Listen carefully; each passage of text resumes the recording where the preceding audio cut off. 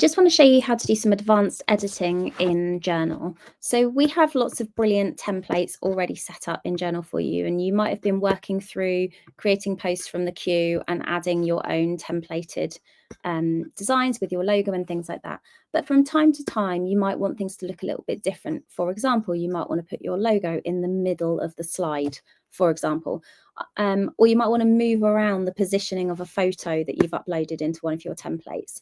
Let me show you how you can make some of those changes. So I'm going to go into this particular post that I have prepared, and I'm going to edit the post.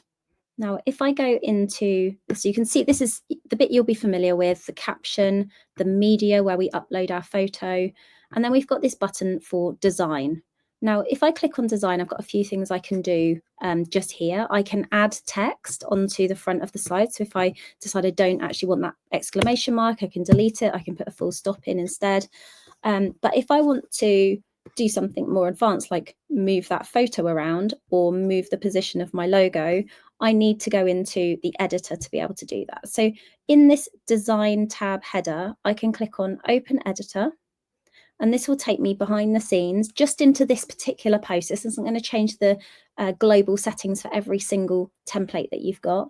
But what I can do here is I can click on different elements and I can move them around. So, for example, if I wasn't happy about the positioning of this photo, I can double click on it so that you can see the bits that are sort of cropped out of the top, and I could scroll it up or down so I could get a different part of the photo into it. I'll just press return and that or can click away, and then that will save that in there for me. If as well, I thought, well, actually, I don't like the position of that text.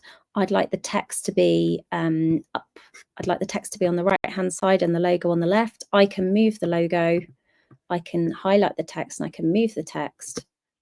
I can pop that down here if I want to, if I'd rather have it in a different place. Or what I might also decide is I like my logo to be down in the middle. I might like my text to be a bit longer, taking up the whole of the width, for example.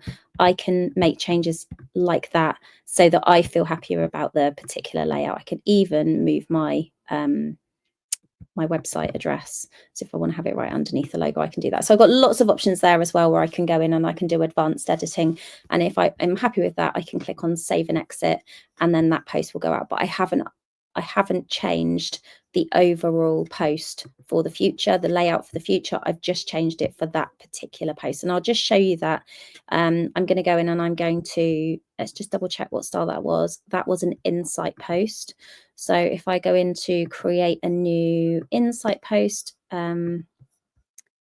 create from scratch, I'm going to just look for an insight. What you'll see, I've actually updated my logo since here, but you can see that it's in the original place. It's over on the right-hand side with the text on the left. So I haven't changed the global settings. I've just changed it for that particular post.